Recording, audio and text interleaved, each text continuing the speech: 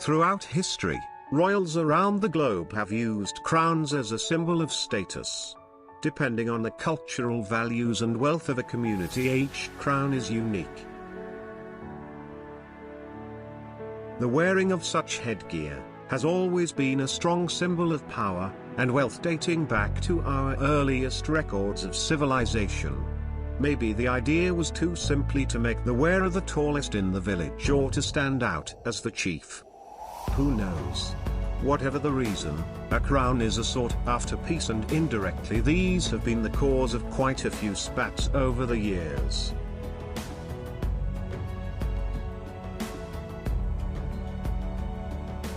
The bigger the headgear, the more important you are.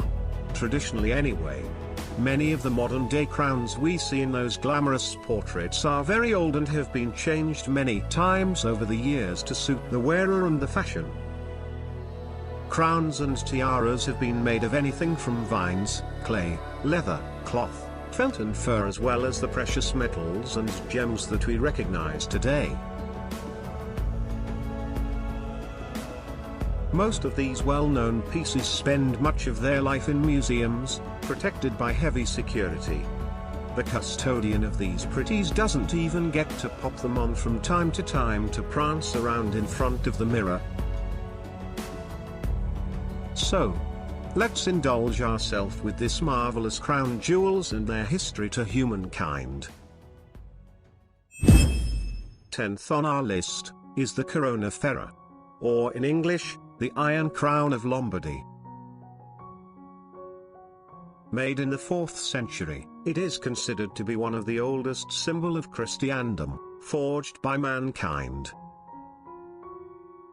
This crown was originally actually a votive object, because it is believed that the metal hoop fixed to the inside of the crown comes from the nails of the cross of Christ.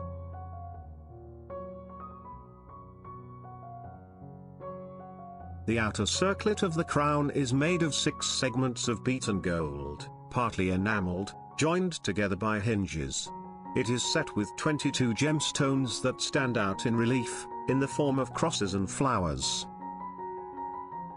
The crown was certainly in use for the coronation of the kings of Italy by the 14th century, and presumably since at least the 11th. However, according to a more recent study, the crown in its current state is the result of 2 different works made between the 4th to 5th and the 9th century. This seems to validate the legends about the origin of the crown, that date it back to the Lombard era and the coronation of their kings.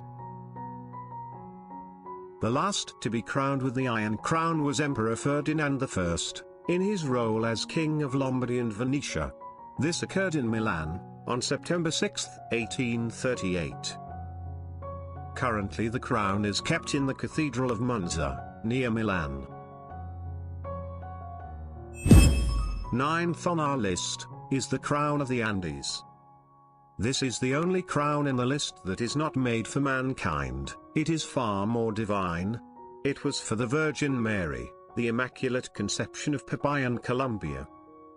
It took 6 years to complete, with 25 goldsmith, 5.3 pounds of pure 20-carat gold, and 1,500 carats of vibrant green Colombian emeralds.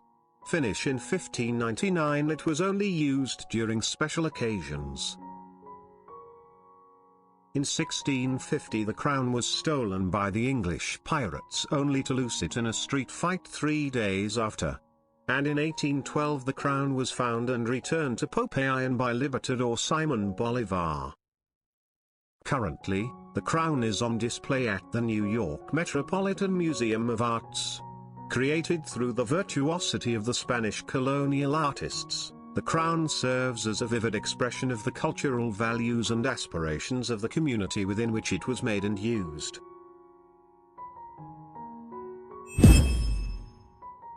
Eighth on our list is the crown of Saint Wenceslas.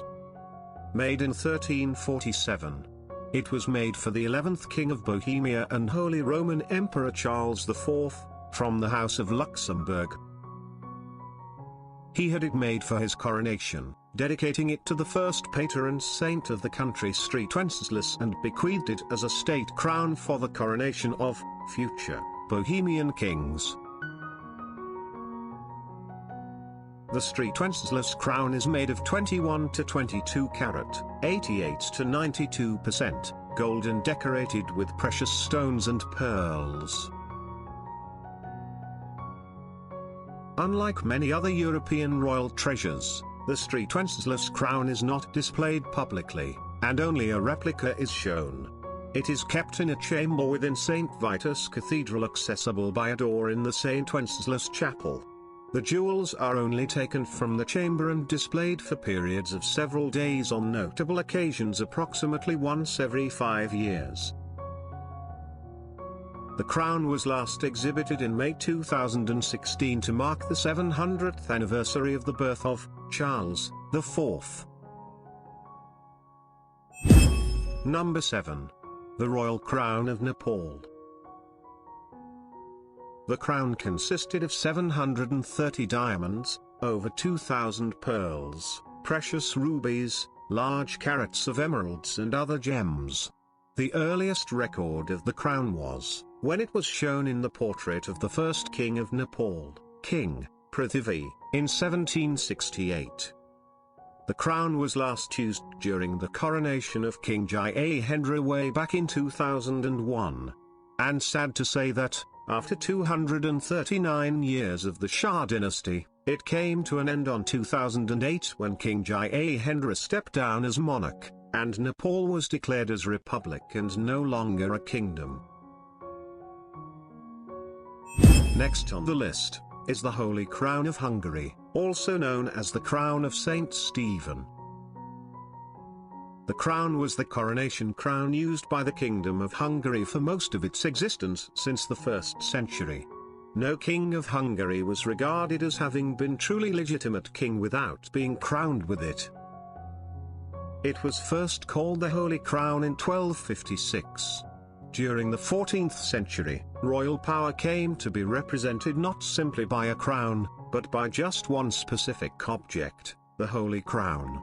This also meant that the Kingdom of Hungary was a special state. They were not looking for a crown to inaugurate a king, but rather, they were looking for a king for the crown, as written by Crown Guard Peter of A.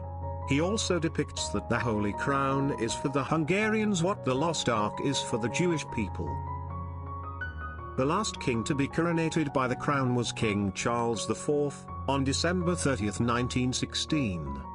The last Hungarian king was a tragic hero who searched for peace in a situation in which a victory for his allies would have posed at least as big a threat to the people of the Austro-Hungarian Empire, as a victory for the Entente powers would have done. During the Second World War, the crown was kept in the United States of America, and on January 6, 1978 it was returned to the Hungarian people and was placed on the National Museum of Hungary. Currently the crown rests on the Parliament House of Hungary, where it symbolizes the country from ancient times to the present. Fifth on our list is the Empress Crown of Persia. Following in the footsteps of policies initiated under the White Revolution that directed the further emancipation of Iranian women, Mohammad Reza Shah determined to make a symbolic gesture by crowning his consort, Empress Farah, during his own elaborate coronation ceremony in October 1967. Until that date, the wives of Persian monarchs had never been crowned since the Muslim conquest of Iran, so it was therefore necessary to design a new crown for the occasion. The frame of the crown is made of white gold and is lined with a cap of green velvet. The crown contains 36 emeralds, 105 pearls, 34 rubies, 2 spinels, and 1,469 diamonds. Empress Farah Pahlavi was the first female monarch to be crowned in the 2,500 years of the Shah dynasty and unfortunately its last. Fourth on our list is the St. Edward's Crown. It is the centerpiece of the crown jewels of the United Kingdom. Named after Saint Edward the Confessor, it has been traditionally used to crown English and British monarchs at their coronations since the 13th century. The original crown was a holy relic kept at Westminster Abbey, Edward's burial place, until the regalia was either sold or melted down when Parliament abolished the monarchy in 1649. During the English Civil War, the present version of St. Edward's crown was made for Charles II in 1661. It is solid gold and is decorated with 444 precious and semi-precious stones. After 1689, it was not used to crown a monarch for over 200 years. In 1911, the tradition was revived by George V, and all subsequent monarchs have been crowned using St. Edward's crown, and the last one who used it was Queen Elizabeth II, the current monarch of the United Kingdom since 1953.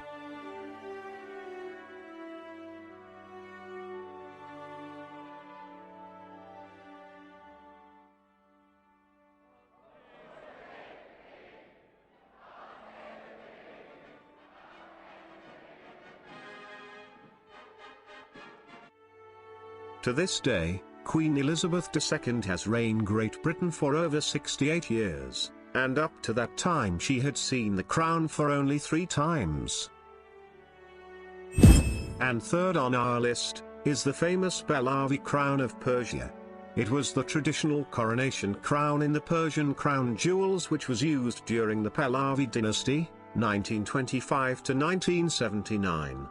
Following the ascension of the Pahlavi dynasty in 1925, Reza Shah ordered a group of Iranian jewelers, under the supervision of Haj Serajdin Javahari, to create a new crown to replace the Kiani crown, which had been used by the Qajar dynasty. Inspiration for the new design was drawn from paintings and historical references to crowns used during the Sassanid Empire, which had ruled Persia from 224 to 651 AD. The frame of the crown is made of gold, silver and red velvet. A staggering 3,380 diamonds, totaling 1,144 carats, are set into the object. The largest of these is a 60-carat, yellow brilliant which is centrally placed in a sunburst of white diamonds. Found in 3 rows are 369 nearly identical natural white pearls. The crown also contains 5 sizable emeralds, totaling 200 carats, the largest of which is approximately 100 carats. This magnificent crown was used for the last time during the coronation of Mohammad Reza Shah Pahlavi on 26 October, 1967.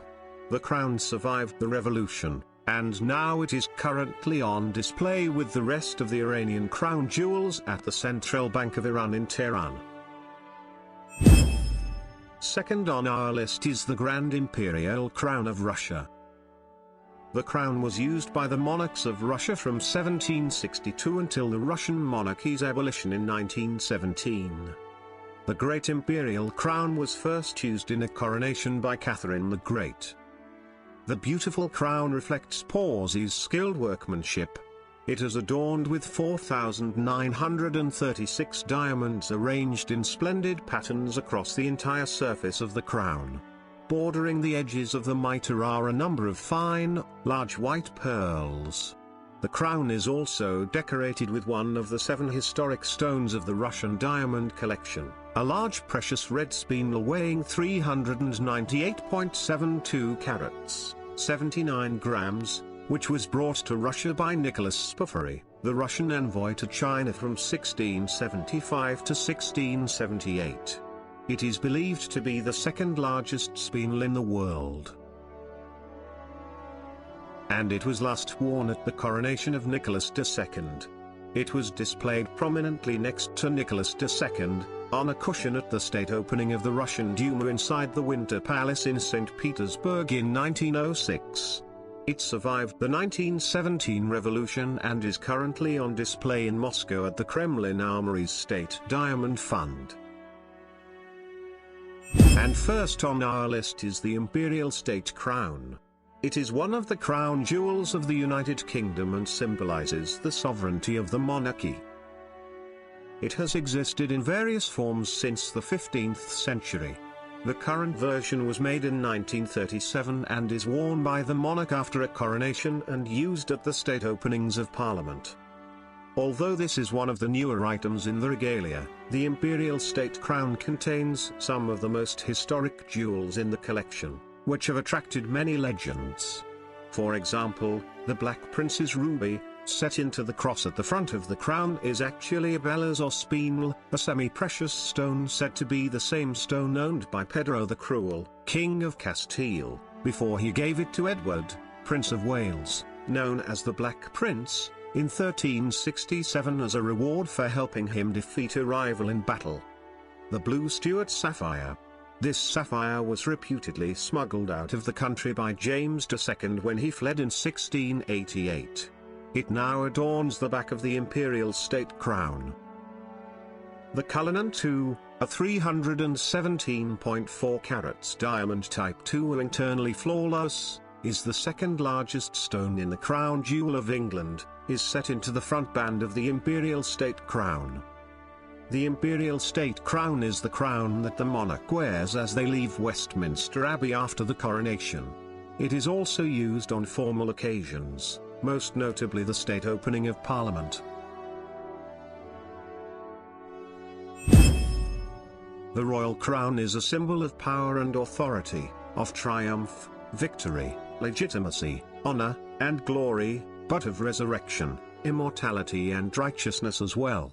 In the past, it was truly believed that Western kings were directly anointed by God, and that his power flowed through them, protecting the people. Whatever they represent today, the crowns, coronets or diadems of royal families are an important part of cultures around the world and, if not for that, they still have a historical value and an artistic one, because they were made by the finest jewelers and craftsmen of the time.